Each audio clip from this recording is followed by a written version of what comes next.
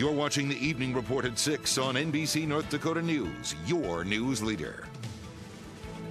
Thanks for joining us and welcome home to KMOT TV. I'm Nick Dreyer. River levels on the Souris River have dropped slightly. It's currently sitting at 1,551.3 feet. Yesterday, it was at nearly 1,552 feet. Late last night, city crews worked to fix some leaks in some temporary dikes that have been put up.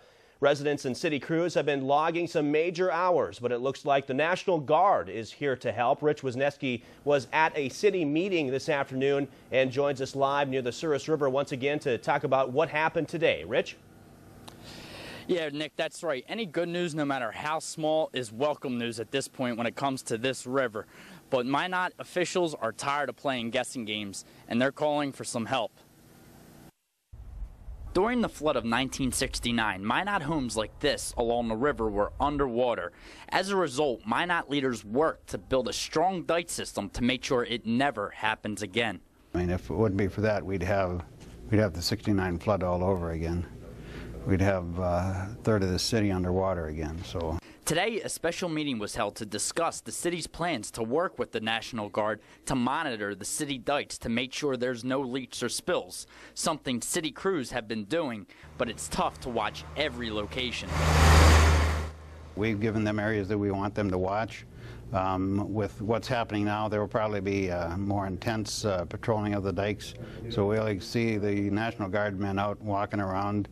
This coming a day after Minot saw an abrupt rise in the river, and it continued late into last night.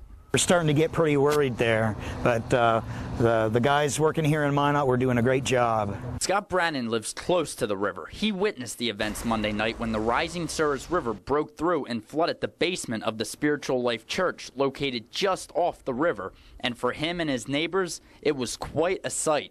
Everybody was just in awe. They just couldn't believe how big the river has gotten and the overflow. The city is continuing its efforts to work with the Corps of Engineers to raise the dikes around town to prepare for higher flows if they come. We're working with them now for the dike raises that we have to do at the low spots from yesterday, because they were expecting to see that back this next weekend.